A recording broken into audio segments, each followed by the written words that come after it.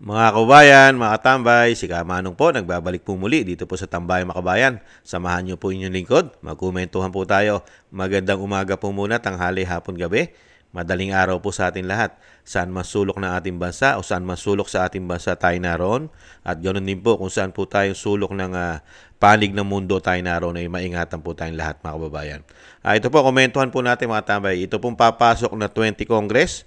Mga kabayan, isang damukal na po ang ating pighati na nangyayari po sa ating kapirahan sa House of Representatives. Dito po sa pangunguna po mismo na tinatawag ng Vice President na tambaluslos. Hindi po ba? Napakarami pong pahayag po dyan ng Vice President kung paano po kontrolin ng tinatawag niyang tambaluslos ang pera ng taong bayan. Pero wala pong sumama sa Vice President Sara Duterte. Wala pong pumanig sa kanya para labanan ng korupsyon sa mga senador at sa mga kongresista. Iilan-ilan lang po mga kababayan. Pero ngayon, mas grabe po yata mga tambay. Tatlong Romualdez pa po ang uupo sa House of Representatives. Ito pagpasok ng 20 Congress. Talagang nakakalungkot lang po mga kababayan. Kung sino pa yung talagang napakababa na ng tiwala ng taong bayan sa kanyang paglilingkod. Pero sila pa yung naghahari umano sa ating pong bansa, lalong-lalo po sa House of Representatives. Pakinggan po natin ang balita, mga kababayan. Tatlong Romualdez ang opisyal na uupo sa 20th Congress. Kasunod yan ang pinakahuling ruling ng COMELEC sa change of nominees ng Tingog Party List. Nakakuha ng 3 seats ang grupo sa midterm elections noong Mayo. Pero dahil sa resignations ng ibang mga nominado, nagkaroon ng pagbabago. Umakyat bilang third nominee si dating Leyte Representative at asawa ni House Speaker Martin Romualdez na si Yeda Romualdez. Uupo naman sa first seat ng Tingog ang kanilang anak na si Andrew Julian Romualdez. Grabe, no? Siyempre po, magbabago na po yun para makaupo. Para po makaupo siyempre yung asawa, siyempre mo, babaguhin na po nila sistema ng mga nominee. Hindi po ba natural lang po yun? Para ang masusunod naman po dyan, yung may-ari ng party list. Sino po ba may-ari ng party list? Yung Tingog. Mismong Vice President na po nagsabi, ang may-ari ng Tingog party list ay ang Romualdez na tinatawag niyang tambaluslos. Sino po masusunod kung totoo po na sila may-ari ng party list, yung kanilang party list na Tingog? Di po ba sila masusunod kung sino po ang inonomine nila? Nominee. Hindi po ba? At alam naman po natin ang pera dyan. Grabe po ang perahan dyan sa Congress. At talagang iba daw po dyan. Mucho dinero po dyan. Para ka daw po sumasalok. Para ka raw pong nagmimina. Para kang umanong nagmimina daw po at sumasalok ng pera dyan sa House of Representatives.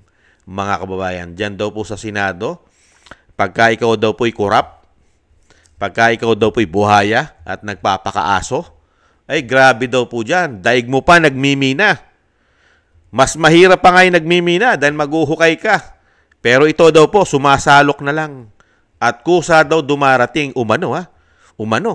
Kusang dumarating sa kanilang mga upuan. Lalo-lalo kung papabor ka sa gusto nila. Isang pirma lang daw. Isang pirma lang, pera ng malaki. Mga kababayan, tapos sila na naman po uupo. Ibalik tanaw po natin. Lagi po natin ibalik tanaw kung gaano po kalalaki pera nila riyan. Kung gaano po kalalaki ang anomalya at issue umano ng korupsyon diyan po sa institusyon na yan, mga tama. Ibalik tanaw po natin ulit.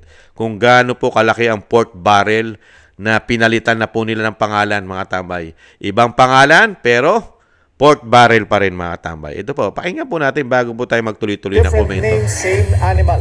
Nag-iba man ang pangalan. Ito po, iulitin po natin. Palakihan ko lang po. Ito po. Different name, same animal. Nag-iba man ang pangalan, hindi naman talaga nawala ang pork barrel sa budget system ng gobyerno. Yan ay kahit pa may desisyon na ang Korte Suprema laban dito. Daan taon nang nasa sistema ang pork barrel na inilaan para sa mga lokal na proyekto. Paraan daw para pondohan ang hindi karaniwang napapansin ng national government. Formal na tinawag bilang Countrywide Development Fund o CDF noong 90s. May 12.5 million pesos na alokasyon ng bawat mambabatas para sa mga infrastructure projects, pagbili ng mga gamit at iba pa. Meron ding special purpose funds at insertions na pwedeng ilaan ng mga mambabatas sa pagpapagawa ng paaralan, farm-to-market roads at iba pang public works. Nagkaroon pa ng Congressional Initiative Allocations o CIA na mula 15 million hanggang 100 million bawat taon. Bahala ang mambabatas kung paano at saan ito gagastahin na siyang ini-insert sa budget ng mga ahensya gaya ng DepEd, DPWH at DOH. Hihingan muna ng Budget Department ang mga mambabatas ng listahan ng mga proyekto na gusto nilang pondohan gaya ng mga infra, livelihood projects, health, scholarships, calamity assistance at iba pang gamit. Ang pag-release ng mga pondo nakadepende sa Malacanang na maaaring gamitin ang pork para impluwensyahan ang mga desisyon ng Kongreso. Ayon sa pag-aaral ng Philippine Center for Investigative Journalism, ang korupsyon makikita sa pagpatong sa presyo ng mga gamit at proyekto. Hati-hati sa porsyento o kickback ang mga mambabatas, supplier, maging congressional staff, mga implementing agency at mga lokal na opisyal. Lumago pa sa 70 million pesos bawat kongresista at 200 million bawat senador ang pork barrel na nakilala pa sa tawag na Priority Development Assistance Fund o PDAF. Simula ng manalong senador noong 2001. Grabe, no? Grabe mga tambay, ano? Talaga po magpapakamatay ka po dyan kahit sabihin mo na bilyonaryo ka na. Kasi bilyonaryo na po itong pamilya na ito eh. Yung pamilya Romualdez po, mga bilyonaryo na po yan. Isang damukal na po pera niyan. At napakarami pong issue dyan. Umano, may mga mining pa yan, umano. Hindi po ba? At napakarami pang mga negosyo niyan. Pati po yata mga mainstream media, mga broadcasting po yata, pati po mga dyaryo o sinasabing mga pati yung mga broadcasting natin sa radyo at telebisyon ay meron po yatang pag-aari yan. Ubod na po ng yaman yan. Bilyonaryo na po yan. Baka trillion na po pera ngayon yan. Ito pong Romualdez sa pangunguna po ng kanilang padre de pamilya ng isang speaker na tinatawag na Tambaluslos, mga kababayan. Grabe na po kayamanan yan. Bakit? Bakit pa po sila nagsusumiksik dito po sa pagiging politiko, mga kababayan? Yan po yung sinasabi po ng ating mga kababayan na pagkagahamang ka.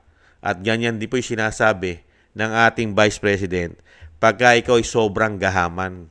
Hindi naman po paglilingkod ang iyong habol sa bayan. Kung hindi po, yung pagiging gahaman daw.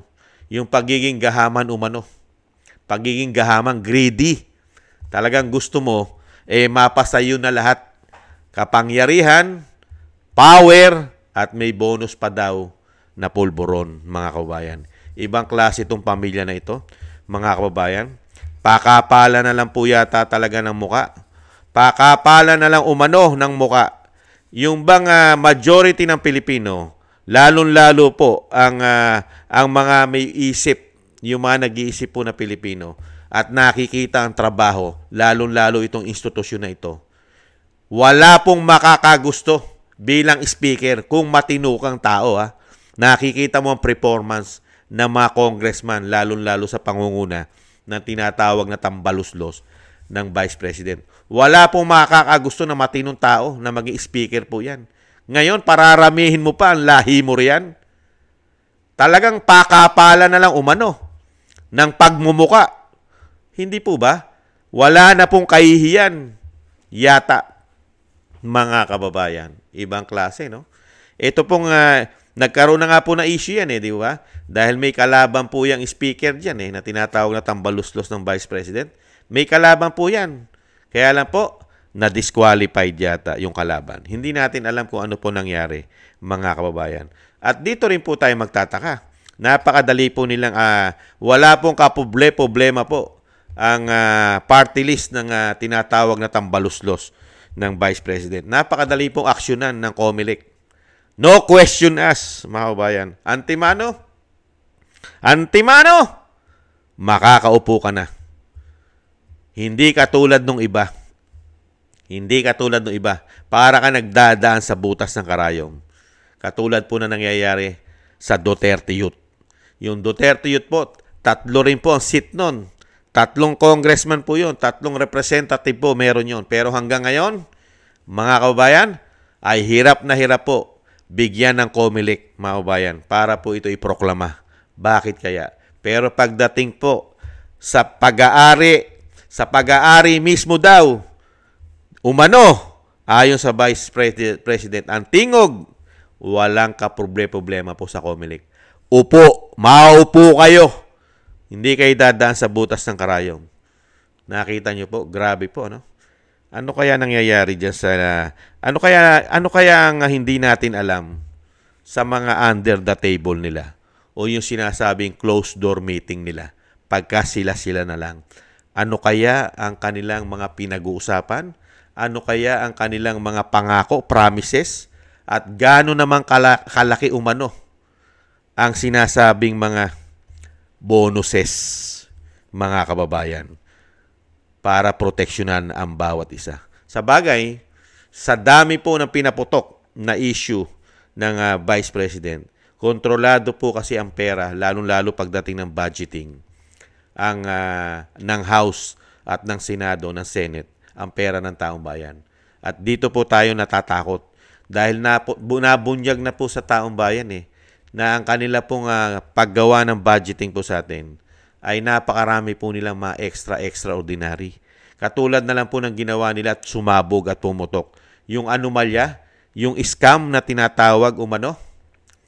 Di ba? Yung umano na scam na 2025 national budget, mga kababayan, 241 billion yun. Mga blanco yun. Ang may gawa po nun sila, mga senador at mga congressman, lalong-lalo yung nasa BICAM. Di ba? Grabe po yun. Pinirmahan po ng Pangulo yon. Usapin pa po yon. Iniintay po natin ang resulta ng Korte Suprema dyan, mga kababayan. Ngayon, bago na naman po, papasok na naman po ang budgeting nila. Ngayon, ito pong mga pamilya na ito na hindi gahaman umano ito sa kapangyarihan at sa pera umano ng ating bayan, taxpayer, mabibigyan pa po ito ng magagandang seat, magagandang promotion bilang sinasabing congressman o representative, mga kababayan, dyan po sa House of Representatives. Bibigyan po ng magagandang upuan yan, mga kababayan, at magagandang katungkulan. At isa na naman po, di pa ba yung isa, yung anak ng Pangulo ay itinatalaga rin ng deputy, pangalawa sa pinakamalakas dyan sa House, Speaker, tapos deputy, mga kababayan, ibang klase po. Pinaghaharian na po nila, halos, lalong-lalo yata o lalong-lalo umano ang pera ng bayan ay talagang kukontrolin na po yata nila. At hindi kaya umano na paghahanda na rin po ito, mga kababayan. Kaya po pumapasok na po ang isang damukal na Romualdez umano sa House of Representatives. Bakit? Dahil yung ginagawa kaya nila na impeachment sa Vice President, hindi kaya malayo yan na merong papalit na isang congressman kung ang kanilang plano na maitim na plano umano nila sa Vice President ay matupad at ma-impeach nila ang Vice President gamit ang mapakalaking pera umano ng taxpayer dahil marami pong umuugong dyan na ginagamitan ng malalaking pera yan. Isang senadora at isang Marcos din ang nagbigay po ng issue niyan na trillion po ang ginagastos po o trillion ng budget para sa pagpapatalsik sa mga Duterte. Sino ang papalit kung maghari po ang kanilang kasamaan? Kung maghari po ang kanilang kasamaan, sino po papalit bilang Vice President? Sa tingin nyo, 3 po ang Romualdez sa House of Representatives. Pwede po ang isa riyan sa 3 na yan ay maging Vice President sa mga plano umano nila. Totoo kaya yun? Mga kababayan. Grabe po, no? Grabe po. Isang damukal po ang pera na kinukontrol po nila. Kinukontrol po ng House at ng Senate ayon sa Vice President. Kontrolado po nila ang pera. Ngayon, pagka dumami pa lahi mo riyan, gaano karaming pera po ang hahawakan yan sa mga Pilipino? Pera ng taong bayan. Umuutang pa at Pilipino ang magbabayad sa inuutang nila. Ilang pamilya po yan. Napaka-importante po yan. Yang pwesto na yan. Diyan po kasi nagmumula ang budgeting ng pera ng Pilipinas. Diyan sa dalawang institusyon na yan. Ngayon, paparamihin mo ang lahi mo riyan na lahat sila ay magkakamal ng salapi. Hahawakan nila ang salapi ng bayan at isang damukal po ang kanila pong mga pinagkakakitaan dyan, umano. Hindi po ba? Yung sinabi po mismo ng balita, isang damukal na ginagawa po nila komisyon, dagdag, dinadagdagan nila katulad ng ginawa ng tinatawag na tambaluslos at saldi ko.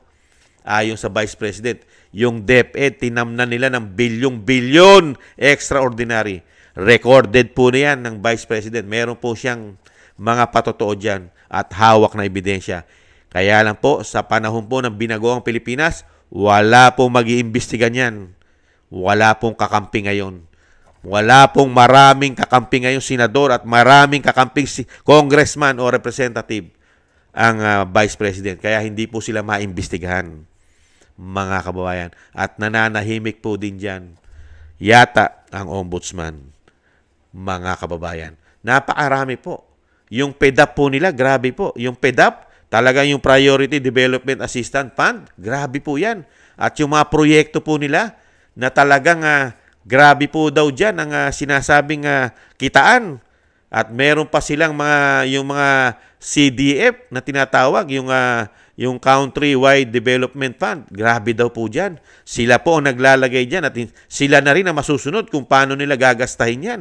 Meron pa silang Special Purpose Fund at yung Congressional Initiative Allowance yung CIA. Grabe, makakatambay. At grabe po ang hinahawakan pa mga pera niyan. 200 million, 700 million sa mga representative, tapos sa mga senador, grabe. Puro pera po ang hawak nila. Pero doon ka magtataka, sarado ang mga libro niyan. Hindi po ba? Sarado po libro niyan. Wala pong public hearing ang mga pondo niyan ng mga bawat senador at bawat congressman. Hindi po pina-public hearing po yata yan, mga kabayan. At sarado po ang libro niyan, lalong-lalo po ang kanilang mga extraordinary. At hindi rin po natin alam kung magkano ang intel at confidential fund ng mga yan. Ganun po sila katindi humawak ng pera ng taong bayan. Ngayon, pararamihin mo pa, palalakasin mo pa ang kapangyarihan at ubod ng dami ng pera ang hahawakan nila. 3! Wala po tayong question dyan katulad po ni Kamanong, katulad ko po. Wala po akong question yan. Paramihin mo ng paramihin ang lahi mo. Kung ikaw ay nagugustuhan ang performance mo, trabaho mo ng majority ng Pilipino, kasama OFW. Di po ba? Doon padamihin mo lahi mo kung lahat sila ay matinong lingkod bayan, naglilingkod ng maayos. Hindi naman po natin sinasabi ang mga politiko ay malilinis. Meron din po mga anomalya yan. Kaya lang po, ang hinihiling lang po nating mga Pilipino, hinihiling lang po nating taxpayer, magtrabaho naman po, may nakikita tayo doon sa ating gustong mangyari na yung napakarami nilang ipinangako sa atin. Magawa man lang, katulad nung magkaroon po tayo ng isang presidente na pinahanga tayo, tayong matitino Hindi po magugustuhan ng mga oligarko, lalong-lalo kung sinisingil ang tamang buwis. Hindi nila gusto ang dating Pangulong Duterte. Hindi rin gusto ng mga drug lord yan, mga magnanakaw, narco-politics, mga makakaliwa, at lalong-lalo yung mga tuta, yung nagpapakaasong mga media, umano. Hindi lang magugustuhan yan. Pero tayo, nakita natin ang paglilingkod ng mga Duterte. Yan, pwede mong paramihin ang lingkod bayan pagka ganyan. Dahil nakikita mo yung resulta. Hindi man sila perpekto pagdating sa issue na sinasabi, lahat na sila ay nagkakapera riyan. Natural lang yon, politiko yan. Pero yung sinasabi ko, sinasabi ni Kamanong, nakikitaan mo naman sila ng napakaraming paggawa. Nakikita mo ng maraming proyekto. Yung pera na pinopondo natin taon-taon, nakikita natin ang kapalit nito. Pati yung inuutang natin, may kapalit. May nagawa. Ngayon po, ano po nagawa sa dami ng pinopondo? binabudget natin o binabudget nila, umuutang pa tayo. Mahigit 6 trillion na po ang pinopondo natin. Ano po ang pinupuntahan na mahigit 6 trillion? Mula po nung maging speaker po ang tinatawag na Tambaluslos. At ngayon po, pinararami niya pa ang lahi niya. Nung 19 Congress, dalawa lang sila riyan. Silang dalawang mag-asawa ni Yeda. Ngayon po, 3 na sila. Kasama na po yung si Andrew. Si Andrew Julian, yung kanyang panganay po yata yun, si Andrew. Di po ba? 3 na. At nahandyan pa rin yung kanyang pamangkin na si Sandro Marcos. Grabe. Puro pera po yan. Pero ang tanong po natin, ano po nagawa nila ng 3 taon? Papasok po ang 4 na taon. Ano po, nakakita na po ba tayo ng napakaraming achievement katulad nung ginawa ni dating Pangulong Duterte? Napakarami pa po niyang pinagdaan ng problema ng bansa. Di po ba, nahandyan yung pandemya na talagang nangutang pa tayo na napakaraming pera pero buhay tayo. Meron achievement. Buhay tayo. Yung mga Marawi, mga Bagyo, Lindol. Pero napakarami pa rin niya nagawa. Di po ba? Lahat ng kanya nagawa ngayon ay pinupolitika. Di po ba? Sa dami kasi. Pinupolitika na lang nila dahil wala silang ginagawa. Ganun po yun eh. Pagka ikaw wala kang achievement na marami, para po mailihis ang atensyon, mailihis mo ang issue dahil wala kang achievement na marami, dahil hinahanapan ka, dahil may comparison na. Bibigyan ka ng comparison nun eh. Yung dating presidente, napakaraming na achievement na nagawa. Ngayon, ang gagawin mo para hindi ka hanapan at hindi madala ang issue sa kakulangan mo sa sinasabi mong programa, babanatan mo na lang ng babanatan yung nakaraang administrasyon. Nakita nyo po, idadagdag lang natin. Pati yung Manila Bay, yung Dolomites, di ba? Pinupolitika na rin yata. Sinisisi na sa pagbaha. Ganyan po sila katindi. Dahil wala po tayong nakikita na nalilinis pa nila. Yung Ilog Pasig, sino po ba nag-umpisa maglinis niyan? Sila ba? Sila na lang ang nakikredit dyan. Hindi po ba? Ganyan po katindi mga kabayan ang nangyayari sa ating bansa. Yung napakahina at talagang pilit na po sa survey para tumaas sila ng 3 taon. Bagsak na bagsak pa sa survey sila sa puso at isip ng matitinong tao. Lagapak po yan. Lalong-lalo po sa Mindanao at Bisaya. Lagapak po yan, yung mga survey na yan. Ito pong Pangulo at Speaker, lagapak po yan. Mga kabayan. Pero pakapalan na lang po talaga ng muka. Pakapalan na lang. Pagka makapal na pagmumukha mo, umano, yung nagpapakabuhaya ka na umano, talaga pong makapal na po yan. Hindi na po tatanggap ng batikos yan. Mga kabayan, yung lahat ng batikos, kahit isinusuka ka na ng majority ng Pilipino, hindi na po tatanggap yan ng kahihiyan. Wala na pong mga kahihiyan yata yan, umano. Mga kababayan, ganyan po katindi. Sakripisyo na naman po, puro paghihirap at talagang ang dadanasin natin, mga kababayan, talagang ang ating sitwasyon, ang ating bansa, ang ating kapirahan, sa tingin nyo po, katiwa-tiwala pa ba na ito po'y maghari na naman? Wala po kasi tayong magawa. Kontrolado po nila ngayon lahat. Yung sinasabi nga po ng ating mga kababayan, nagkakaroon na rin daw po kasi ng silent martial law sa ating bansa. Kontrolado na po kasi nila lahat. Lahat ng ahensya ng gobyerno, nakukontrol daw nila, umano. Pati po ang ating mga men in uniform, yung mga general, karamihan daw po ng general, hindi naman po lahat ng men in uniform. Marami pa po tayong matitinong men in uniform. Pero nakukontrol po yung karamihang mga general na nagpapakaaso daw po. Nagpapakaaso umano dito po sa administrasyon na ito. Kaya nga po kontrolado nila, mga kabayan. At hindi kaya umano, nakukontrol na rin nila ang ombudsman umano. At pati kaya ang Supreme Court, nagtatanong lang si Kamanong. Kontrolado na kaya nila lahat? Kaya nga, di po ba, isingit lang natin yung kidnapping, na ginawa sa dating Pangulong Duterte? Mga kababayan? Di ba? Walang kibo ngayon ng Ombudsman. Ganon din ang Korte Suprema. Pero ibalik po natin dito, mga kababayan. Ito po ang nakikita kong senaryo diyan, mga kababayan. Mukha po yatang talaga po yatang may nabubuo na po na plano. Ito pong administrasyon na ito, lalong-lalo po dito po sa House of Representatives. Dahil nakita naman po natin, umuugong din po dyan ang issue po na bubuhayin na naman nila ang charter change. Babalang kasi na naman nila ang ating pong institusyon. Babalang kasi na naman po nila. Kaya nga po magcha-cha-cha na naman sila. Ito po, numero po ito. At sa nakikita ko po, mga tambay, komento ko po, napakadali po nilang gumawa ng budgeting. Pagka ganyan po karami ang kanilang kaalyado. Magkakaroon po ito ng napakarami po mga extra umano. Extra umano na pwede po nilang gamitin sa pinaplano na naman nilang cha-cha. Hindi kaya?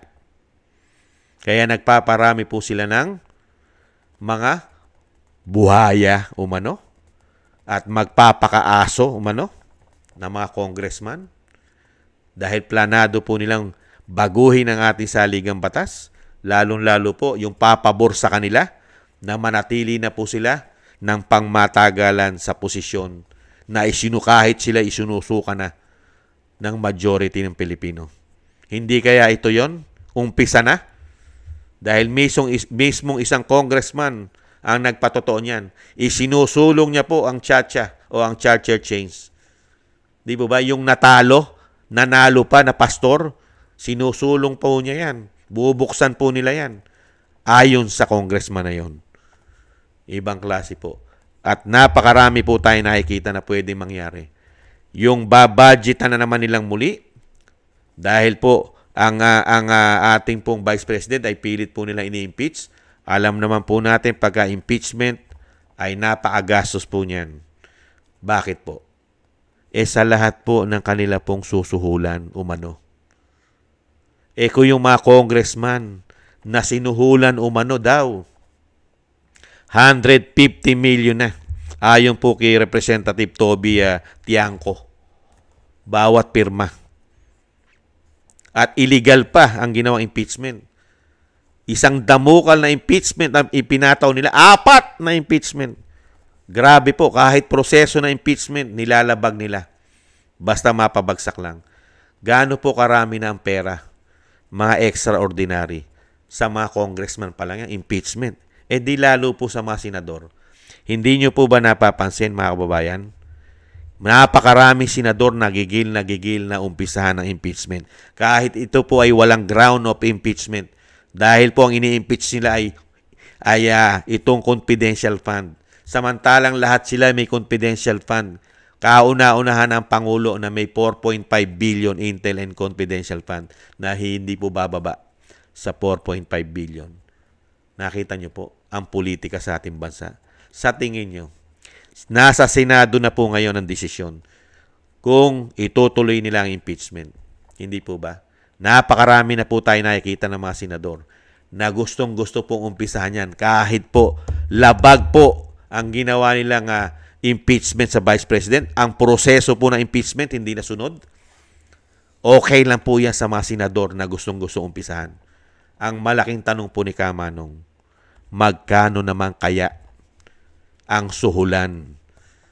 Dahil alam po natin na sila po ang tatayo na prosecutor judge yan.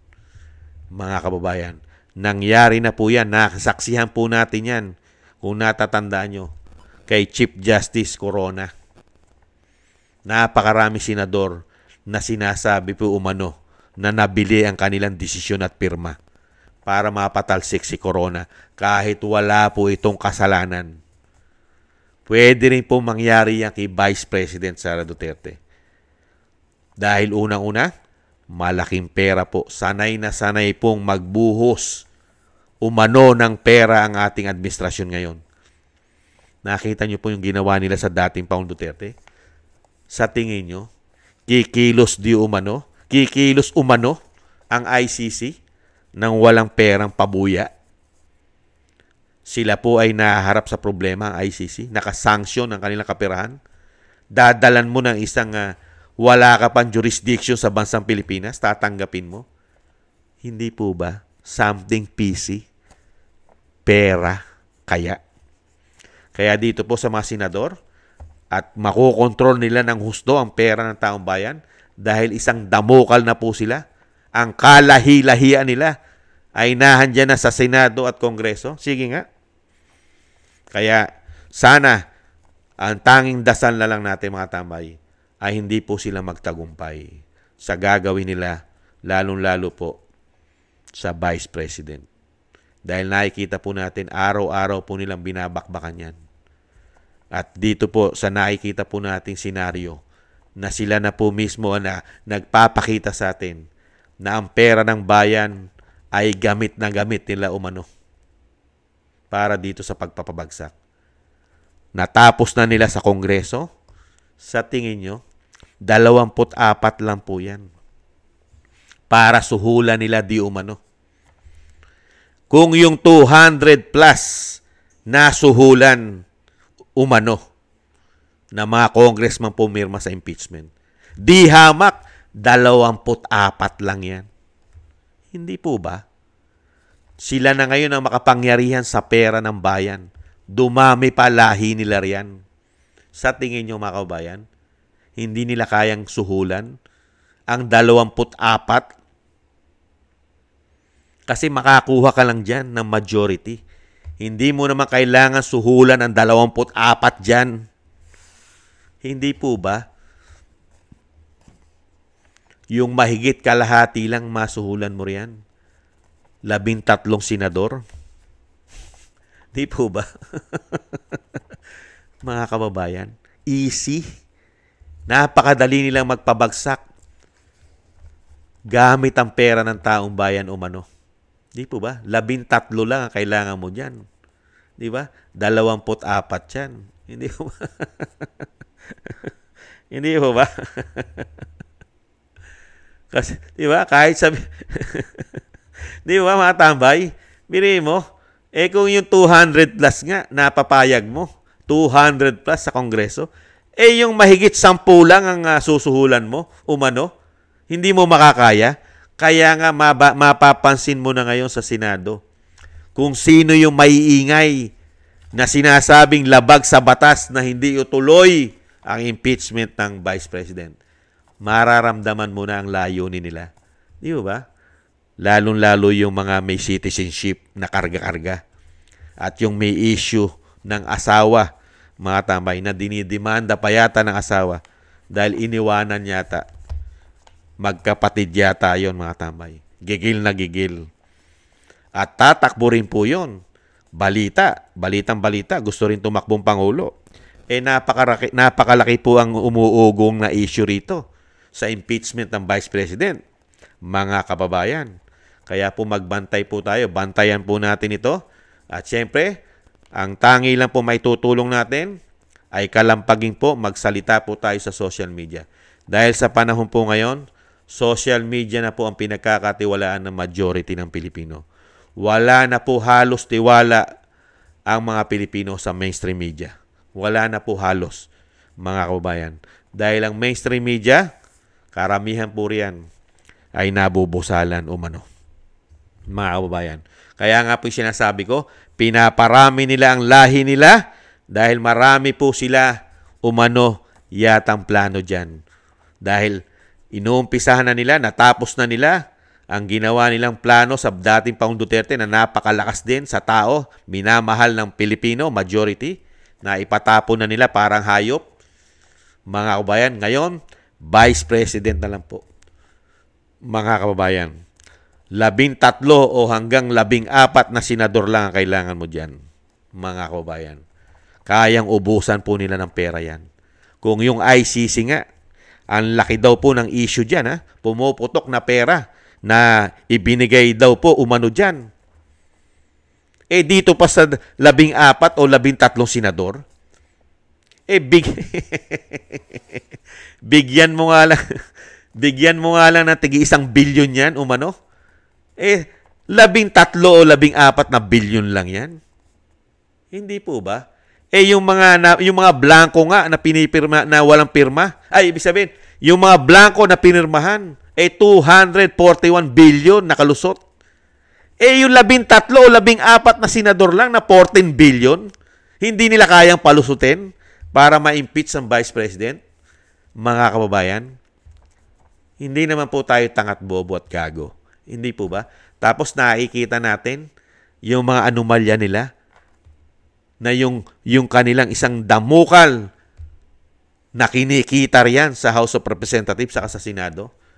Mga kababayan, grabe po dyan. At wala po ngayon nag-iimbestiga ng mga korupsyon nila. Wala!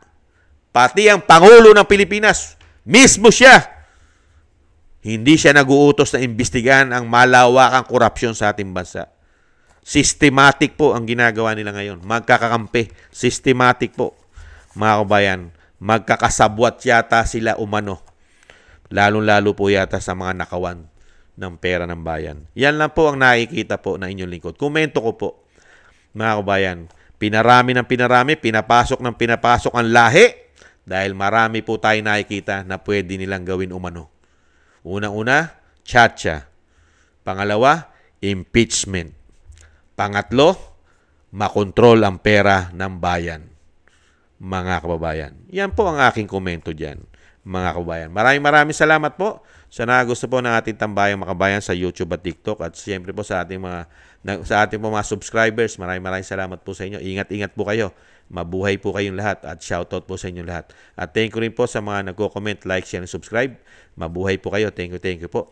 At maraming salamat din po sa mga nagbibigay po ng biyaya sa inyong lingkod. Shoutout po, Kingston 123 ng Hong Kong, Eric Hershio ng Canada, Jake Yahut 4531 ng Maisog, California, USA, Gina Ray Solidides ng Berlin, Germany, Julieta Sileona ng Sydney, Australia, Baby Roman, Ate Isa ng Cagayan, Jem Aris ng United Arab Emirates, Jovelyn Watanabe ng Japan, ako si Pilam, Ani Jo, Chidorico Erguisa Jr., si Arpel Villacorta, Wills Bubbles 5697, Rosalina RK Team 888, si Michelle Yamaguchi Vlog at si Norma Garcia.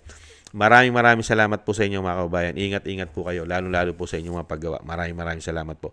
At syempre po, bago po tayo magtapos, nalalagay na po sa napakalaking senaryo po at problema na ibinibigay po nila. Grabe po ang panggigipit. Isama po natin sa panalangin na makaraos po at maingatan at hindi po magtagumpay ang nagbabalak po ng kasamaan. Naumpisahan na po nila ang kasamaan sa dating Pangulong Duterte. Sana po, isama po natin sa ating mga panalangin at dasal na hindi po sila magtagumpay dito sa gagawin nila sa Vice President. Isama po natin sa panalangin na maingatan po ang pamilya Duterte, ang Vice President, ang dating Pangulong Duterte, maduktungan pa po ang kanyang buhay kalakasan at maingatan po sa kapahamakan at siyempre po maingatan din po ang kanyang kalusugan at makauwi na po sa lalong mabilis sa ating bansa, mga kabayan. Thank you po sa mga panalangin at dasal. Muli po mga tambay, ingat po tayo. Ingat po tayo. Mahirap na po ang sitwasyon natin. Muli po, paalam po muna. Happy weekends. Bye-bye.